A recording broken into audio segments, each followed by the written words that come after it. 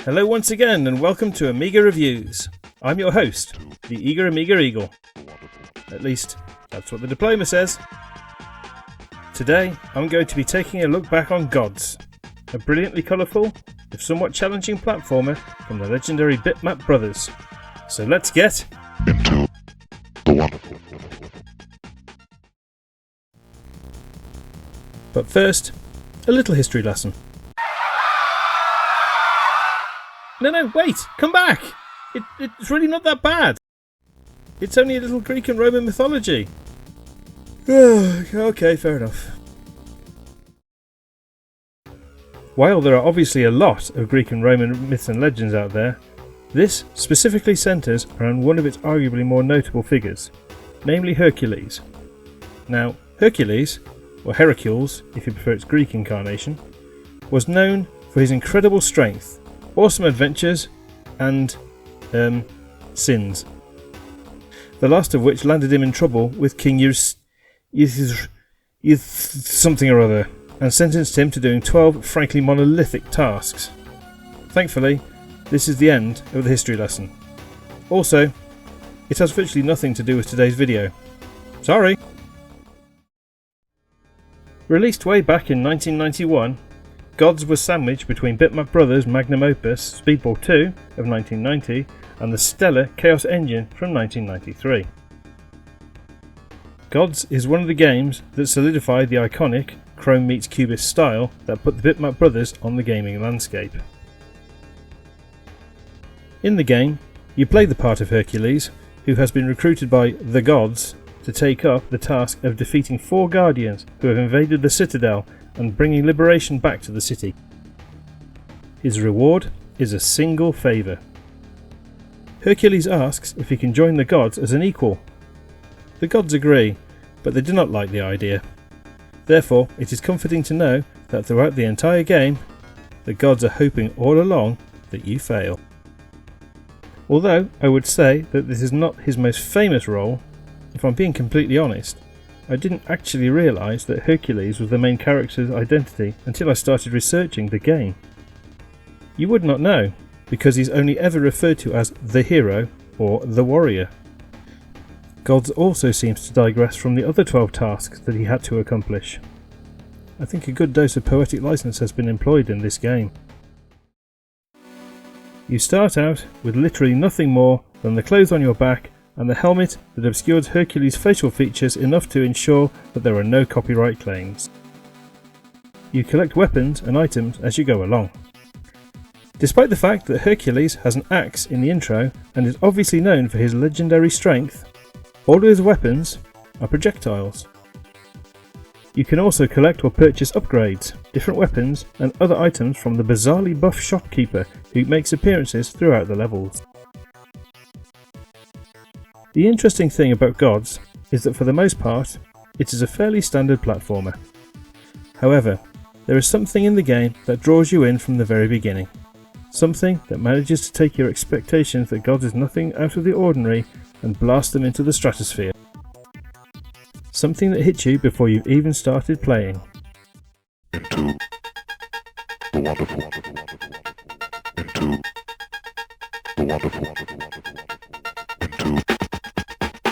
the theme tune. Oh my Gods, the theme tune.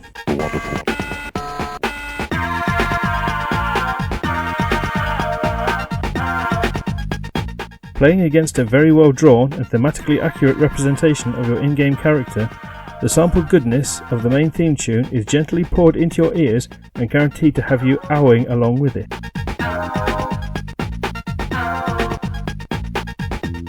It is so good that you find yourself reading through the storyline and the credits just so that you can hear it play in full. Consisting of a deep bass voice and sampled chorus singing, there are very few themes or soundtracks on the Amiga that even come close to this quality, with the possible exception of Xenon 2 and Lotus Turbo Challenge 2. I am a regular on websites that specialise in remixing Amiga soundtracks, and this is one of the more popular ones to get the treatment. The Bitmap Brothers were known for creating very graphically detailed games, and Gods epitomises this perfectly. The levels, sprites and objects are all very well drawn and animated. It gives the game a very polished feel. The game itself starts off reasonably easy, but the difficulty ramps up very quickly. On the first level, the enemies are not very clever and generally just walk back and forth, firing at you occasionally. But by the second level, their speed has increased considerably and they will now jump up and down levels in a suicidal attempt to catch up with you. It can be quite unsettling. If the gods are hoping that you fail, then it seems they're making every attempt to ensure it. However, the enemies are still only the second most lethal thing that you will encounter in the game. Arguably the first is falling. Height kills in gods, and it's very easy to miss a ladder or not realise that a fall is further than you thought. You cannot control your jumps, so once you commit, you better make damn sure you judged it correctly. The fall does not kill instantly though. When you land, your energy is drained slowly until you suddenly explode into half a dozen shocked looking faces. The strange thing is, different heights do different damage. And as you discover this early on, you will always be hoping that you may have just got away with it. But chances are, you haven't.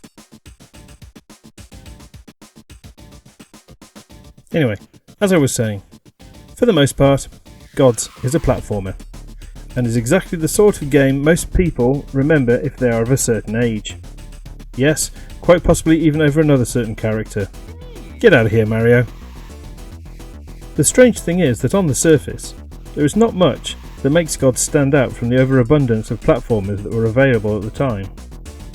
However, there is something about Gods, that secret sauce that kept me coming back time and time again to try to beat the game. Maybe it was the beautiful graphics, maybe it was the complexity of the levels, or trying to find all the secrets in the same vein as games such as Doom and Tomb Raider. Maybe it's just a combination of all of these. But one of the main aspects that makes Gods stand out is the sheer amount of secrets, bonuses and otherwise extra bits that are easily missed if you are just trying to get through the game in a timely manner. You are dropped money, energy, extra lives and such like for reaching certain points as quickly as possible, but there are lots of secret doors, keys, moving platforms and trapdoors peppered throughout each stage. But it can be very easy to simply pass them by. For the most part, missing a few secrets here and there is not detrimental to your journey, but you are forever left thinking, how do I get there? Or what else did I miss in that level? Weapons are also another thing that are in plentiful supply in Gods. While Hercules can only use projectiles, there are a good range to choose from. You start the game with no weapons at all, but it's not long before you collect your first, a lowly throwing knife. But as you progress, soon you are throwing at least 9 or 10 projectiles at the same time. Inventory management is also important as you traverse through the game. You only have 4 slots in which to keep items, although this is not strictly accurate. When you select an item in your inventory, you use or drop it. And as you always have to select one of the item boxes, this means realistically you can only keep 3 items with you. Thankfully, nothing ever disappears when it goes off screen. So occasionally, you have to strategically leave things behind to use later, although remembering where they are can also be a challenge in itself. Gods only comprises of 4 levels, but man oh man are they hard. They are not hard in the sense that they are not fair. They are reasonably long for a 2D bitmap game. It's the fact that apart from the occasional cryptic clue, there is very little actually telling you where to go. The enemies can be stopped, but sometimes you really need to be ready for them. Each level is split into 2 worlds, which is a bit of an exaggeration. Most worlds consist of around 24 doors and rooms, and an end of level boss. Now these bosses are not complex. They do not have strengths or weaknesses. They don't really have any patterns. You just fire as many projectiles as you possibly can into their gigantic bodies and eventually you win.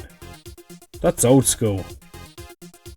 Despite the fact these levels are not huge sprawling affairs, they are still quite expansive, certainly for the time. There is lots of exploration to do, and a few of the levels will have you travelling back and forth a few times in order to progress. While the levels are very well illustrated and quite thematically presented, there are a lot of anachronisms in the game, like the moving platforms, a lot of switches, traps and other strange devices. The best way to think of this is not so much ancient Rome, but rather an alternate universe where such things exist. I could very much expect that history buffs would scoff at this game, but then let's face it, there are a lot more egregious examples of ignoring history, culture, or even logic in games out there. Like a lot of titles from this period, a decent playthrough could see you completing the game in a few hours. But I seriously doubt it. There will be a fair amount of rage quitting, needing to come back to it later, and recovering steps which will keep you going without making it feel like they are using cheap tactics to make the game feel longer. In this day and age, Gods can seem very run-of-the-mill. Just another mid-tier platformer in a sea of similar games from this time. But I think it's fair to say that Gods is one of the better ones, if you compare it to the games of today. There are a lot of very accomplished titles around now, God of War, Gran Turismo, Medal of Honor. But one day, a few decades from now, a lot of these games will be considered run-of-the-mill, and probably quite uneventful over what will be available. Gods is very similar in that regard. Back in the early 90s, this was an interesting and reasonably well developed title. Ultimately, Gods was a one-hit wonder. There were no sequels, which leaves this game as a real time capsule of gaming in the early 90s. However, only the best of the best, or most popular Bitmap Brothers games, ever seemed to warrant a sequel. There were not that many games in this developer's library, but by and large, each one was a memorable title in its own right, and they experimented with lots of different genres, so owning a good few BB games meant that you had a rich variety to choose from. And they could do a lot worse than having Gods as their magnum opus platformer.